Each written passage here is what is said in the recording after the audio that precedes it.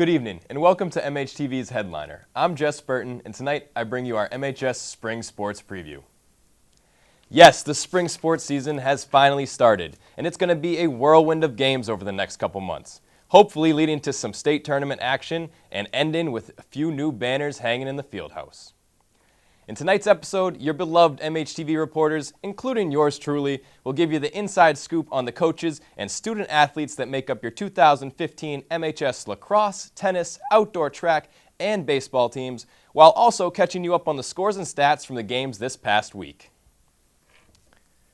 There are 3 spring sports head coaches with more than a decade at the helm, including 14th-year boys lacrosse coach John Wilkins.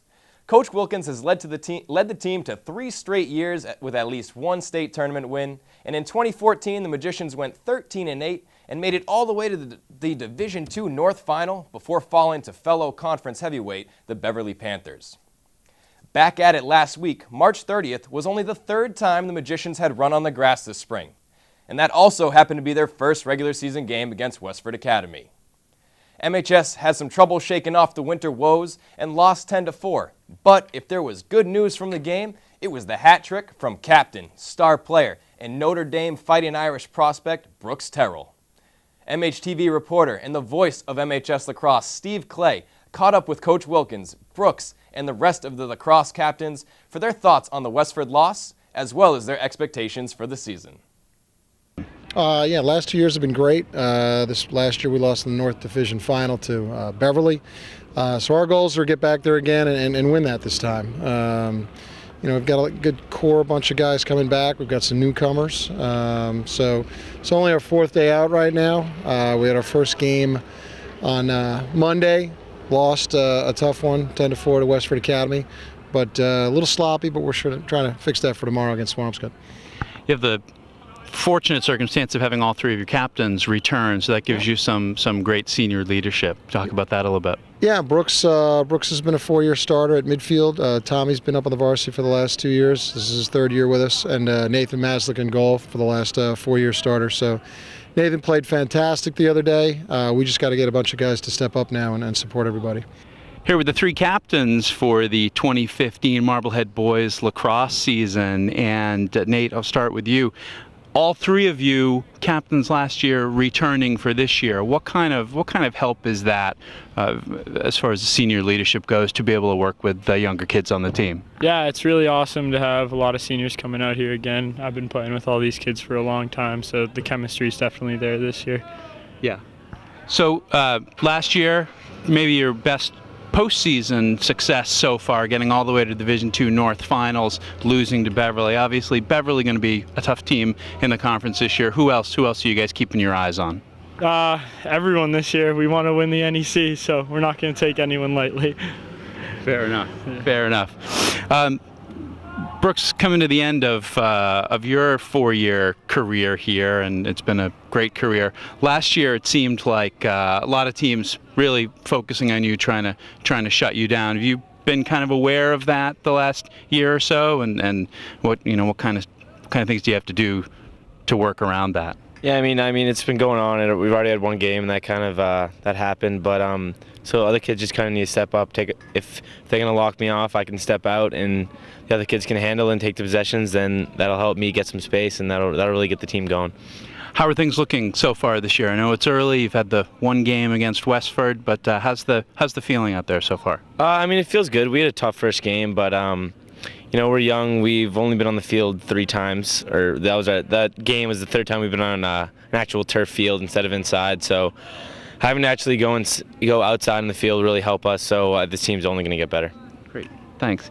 And Tommy, you return on defense, but there's a lot of youth on defense as well too. What kind of steps do you need to take to really be the leader on that defense? I think just getting everybody on the same page, everybody know what they're doing, everybody knowing what their slides are. We have a couple new guys. They have a lot of potential though. They're good players. So I think once we get our chemistry right, we'll be okay. Who are you looking for to step up alongside you and help? LSM, PJ Roy are our 2 close defenders, Ryan Jones and Rich Driscoll. I think once we all get on the same page in terms of what we're doing on defense, we'll be all right. We'll be a good cohesive unit. And your prediction for the year? NEC champs. And Absolutely. State champs. Make it happen. right. Who amongst the cast that's been working hard so far this spring, who are you hoping might be able to have a breakout year this year and really step up? Aside from the three captains, we have guys that started for us last year, Sammy Paquette and Manning Sears. We're looking for them to pick up some of the load. And we moved back Max Orrock down to attack, so we're looking for some leadership down there. We've got some newcomers in Andrew McGurran and Ridge Driscoll on defense. So it's a lot of positives right now. We just got to put it together. Heading into the fourth season of Brooks Terrell's terrific lacrosse career here at Marblehead High. It seemed like last year a lot of the teams that were playing him were really focused on locking him down and letting everybody, not letting him beat you. Do you expect that to continue this year? And does that make you have to make changes? We expect teams to lock him off, usually with a long pole. That's where the other two midfielders that play with him, Sammy and Manning, have to pick up, their game. And, we're going to have to work to get Brooks open. He did a great job the other day in fast breaks and so forth. So he's a hard worker. He played football for 4 years, had a very good career there. And he's been hurt in lacrosse the last 3 years. Every year he's had something, either an ankle or thumb or shoulder. So this year we're hoping to keep him healthy. And I think he's on the right track right now. He's pretty focused. Looking at the field, this is one of the reasons why the turf project was so important after 7 feet of snow. It's great to be able to be out here with hardly any impact. Yeah, loving it. We just got it cleared. The parents were nice enough. They put in the effort and got it cleared the other day. We're still trying to get our legs here running the turf. So the more we get out here, the better off we are. The guys are excited for tomorrow, and we just want the weather to get a little nicer here and get her out of the 40s. Since the taping of our interviews, the boys lacrosse team has won their next 2 games, smothering Swampscott 12-3 and squeaking past Winchester 11-10 in overtime. The hero, Max Orrock, with the game winner. The Magicians hold an early lead on conference opponents at 2-1-0 with 4 overall points. The girls lacrosse team, led by 5th-year head coach Annie Pugh, have a significantly younger program than the boys. While the boys return 12 seniors, the girls will rely heavily on their talented youth to do the majority of the scoring this season. The girls' roster is made up of 11 freshmen and sophomores, 5 juniors, and just 4 seniors. And one of those 4 is Captain Casey Collins, who along with her teammates have been doing everything they can to stay conditioned during the poor weather because, like Coach Pugh told MHTV's John Caswell, girls lacrosse is improving all over the state, and there's no team that can be overlooked. We're excited to, come back outside and be outside this year on the turf, and we have quite a bit of work ahead of us, but we have some returning starters for us that we're excited about. Casey Collins and Kylie Cronin are 2 captains and have started for us for the past 3 years, so really excited to see what they can do for us out on the field. And any newcomers coming up? We have 6 freshmen on the team this year, and Caroline Driscoll is a real solid midfielder, and looking forward to seeing what she can do after we played yesterday at Woburn, and we did it pretty well against them. Who are the teams to beat in the conference this year? Every team, but Danvers, Beverly, Peabody, with every year each team gets stronger, and lacrosse is improving all throughout Eastern Mass, and so we take absolutely no one for granted. Things are going really good. We're conditioning a lot and doing a lot of stick work to get ready for the season, so it's going really well. Now the winter hasn't been great as far as snow and all of that. How does that affect the team? We've been inside a lot and only have had, this is I think our 3rd or 4th practice outside, so it's definitely a disadvantage, but we're doing our best and it's finally working out for us. So, which team on your schedule this year are you looking most forward to playing? Well, obviously Swampscott, just because they're the classic rival, but other than that, I'd say, Winchester. Because we've lost to them a bunch in the past, so I'm really looking forward to taking them on again. And what are the goals for the team this season? Goals of the team, probably to win the North State finals and go on past that point, and hopefully, maybe the whole thing, but just baby steps for now. In their first battle on March 31st, the girls tied Woburn 9-9. And let's call it a winning tie, because seeing 9 shots go in is always a confidence builder. especially for young gunners like freshman Hadley Carlton, who threw 3 past the goalie in her first varsity game. The following week, April 7th, it was Marblehead that was flying high, soaring to a 13-4 victory over the Danvers Falcons. Up 10-3 at halftime, Caroline Driscoll won a ton of draws in the second half that helped the offense control possession and spread out the field, which opened up the chances for the youth, sophomore Ellie Ronan and freshman Hadley Carlton to shine, scoring 7 of the 13 Marblehead goals. Star racket man and senior MHS tennis player Griffin Butterfield has helped his team win 3 straight conference championships, and nothing would be sweeter to Griffin than to go 4 for 4 in his 4th and senior year with the team. In 2014, 15-5 was good enough for the title, but Griffin is looking for a 0 in the loss column for his team this year, as well as a 2nd consecutive individual undefeated season in his singles matches. Along with Griffin, Coach Elizabeth Fuchel has had a solid core of 7 returning varsity players, leaving expectations for this team with no ceilings. Coach Fuchel and the captains of your MHS boys tennis team were nice enough to give me an interview on what's going to drive them through their tough schedule all the way to the top. We have 7 returning players, varsity players, so we're looking pretty strong, especially in singles. We've got 3 seniors. I'm expecting a lot of good things from them. And with all the snow and rain, how have we been able to stay conditioned? I see you got them out here shoveling. Anything else you're doing? We're having a shoveling party today. That's part of our fitness routine. We have been inside for 2 weeks in the gym. We've only gotten indoor at indoor courts once, although we were at a jamboree at the Manchester Athletic Club this weekend, and our team did pretty well. How'd that go? Yeah, it went well. We lost 2 matches, but to tough teams, Manchester Essex and Pentucket. Both losses were very close. So I'm expecting that we'll do better in the season. And both of those teams are out of conference, correct? They are. So within the conference, we've got some good competition as well. But I always try to put a lot of out of conference tough teams in our schedule. So we'll be playing them. Yeah. All right, Griffin, what are your expectations for the team this season, and have you set any individual goals for yourself that you're looking to accomplish? Definitely this season I want to win the Northeast Conference. I've been on the team since my freshman year, and every year we've won it so far, so I definitely want to go out on top of the same. And also, I definitely want to be undefeated this year individually, so hopefully I'll do that this year. Were you able to do that last year? Yes, in singles. All right, good. Congratulations. Thank you. So with all this snow and rain, all the beautiful weather we've been having, what have you been doing to stay conditioned and get ready for the season? So I've been going to one of the local clubs called Bass River Tennis Club. They have a lot of good programs on Sundays and throughout the week that I've been attending. So it's been I've been getting some tennis in at least. Good. And you guys went undefeated this season, so we got returning players and some newcomers. Who are you looking forward to seeing on your team stand out this year? Well, I definitely think Dimitri, who's one of our captains, he's taking over for Chris Wigglesworth, who was our first singles for 4 years. So I definitely think Dimitri has some big shoes to fill, but I think he can do it. All right. And Dimitri, he's talking big praise for you. Yes. Who are you looking forward to playing this year on the schedule? I'm looking forward to play Swampscott. They've been a big rival of ours, They're one of our biggest rivals. Marblehead against Swampscott is a big match for any sport, and we've always had some good matches against them.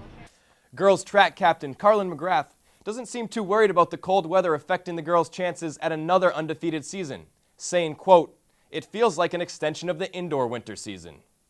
Carlin and her fellow captains, although restless to get out to the track, have been making the best of what they can do while stuck inside to stay conditioned and focused on the meets to come.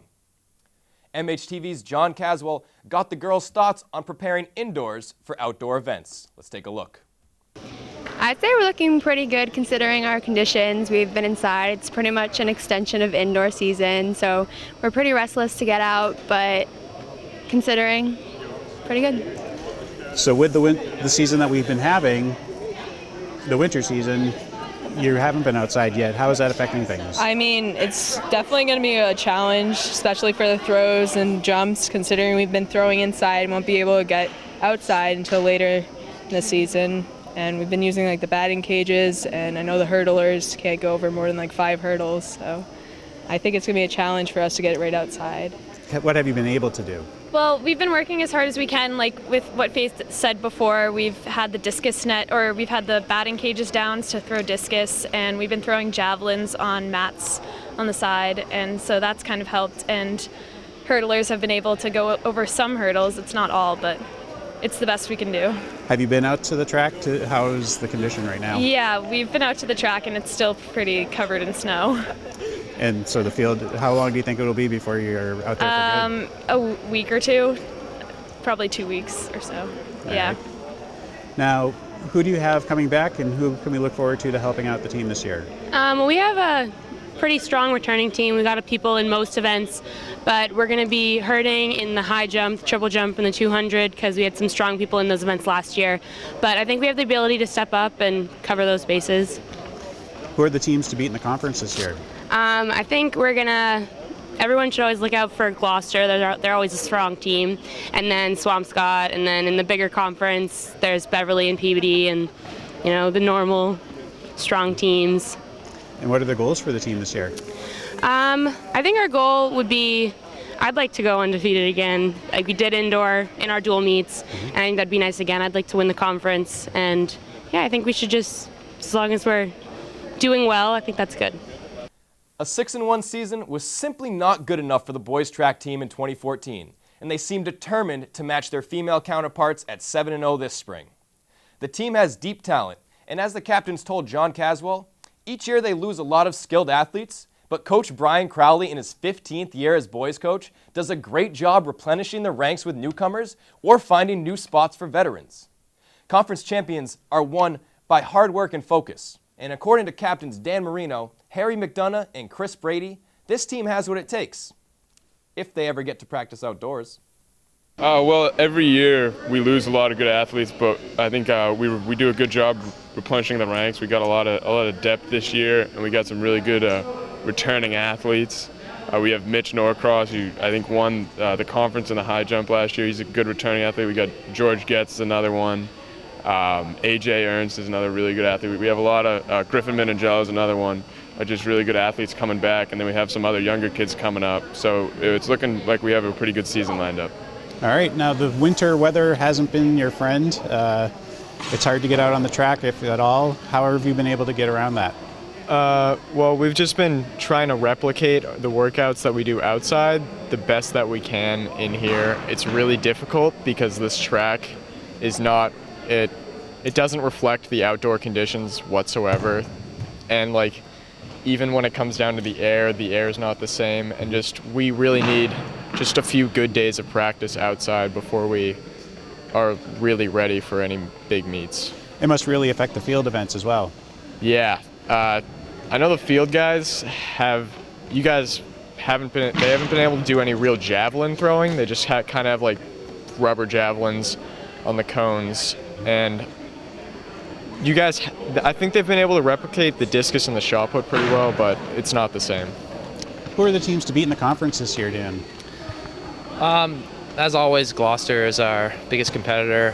Swampscott's going to give us a big fight. We have a meet against them next week. Hopefully we can get outside. And those are the big two. All right, and what are the goals for the team this year? Just to stay focused. We don't know how long we're going to be indoors for. Making states, although it's mainly individual for everybody, but we always like to get a big group of guys to go to states and, of course, still win the conference. Girls tennis coach Kathy Castaldi is ecstatic about her opportunity to coach a talented and fun group of girls this spring in her first year as head coach. And what better way to start your coaching career than with 2 solid wins in a preseason jamboree? It was the first time MHS has ever entered the Manchester Jamboree, and to win it stamps confidence in the mind of our girls and shows other schools in the area that Marblehead will be no pushover come regular season. I met up with first-year coach Castaldi alongside captains Kelly Mealy and Hannah Cohen up at the high school courts to learn more about the first-year coach and her ingenious methods of turning household items into tennis nets to get the girls ready for the real action. Well, we have quite a few girls returning from last year. We have Kelly Healy, who played first singles, Julia Channing, who was second, Meg Ryan, who was hurt last year and was playing second. She's coming back this year to play for us. Hannah Cohen, Meg Hanratty, Sam Gilberg and Lily Frontier have moved up from JV to play with us on varsity. And we had Lindsay Parker came up also to play varsity this weekend. We played in a jamboree in Manchester and played some of the top teams in our league and won the jamboree. It's actually the first time the girls have played in this jamboree. The boys have played several years prior. We played Manchester, Beverly, Swampscott, and won the round robin. So we feel like we're in really good shape for our league this year. Yeah, that's awesome. That's a good preview. That's a good sign. Things to come. Yeah, absolutely. So did you see any standout young players like freshmen, sophomores that could be on the rise this year? Yeah, we have what we call a JV1, a varsity feeder team, and it's mostly ninth graders. We have 8 girls that are going to be really good candidates for varsity next year, so we're really paying a lot of attention to them to make sure that we can give them good playing time, and we're going to be setting up some JV matches with some of the high schools that have a JV team. So that's awesome. And you said you were in the Jamboree, so is there anything else that you've been doing besides this back here that you've been staying conditioned? Well, we've been, for the first time, the girls have been in the gym. We've set up nets in there. Actually, we've used caution tape and hurdles and made nets, which works just fine. We learned about that at a high school coaching clinic that we went to a few weeks ago, how to make use of a gym when you're stuck inside. And we've also been lucky to play at North Shore Tennis. They've been very accommodating. They've been giving us good rates to play inside, so we've been taking girls in there. I'd say we've been there at least a half a dozen times in the last 2 weeks. I think this year we have a really good shot at winning the conference. We just defeated Swampscott in a Jamboree this past weekend, so I think we can definitely do it again.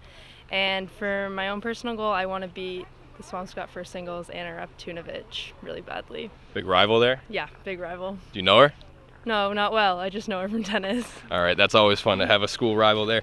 And with all the snow and rain, how have you been able to stay conditioned in order to beat that rival?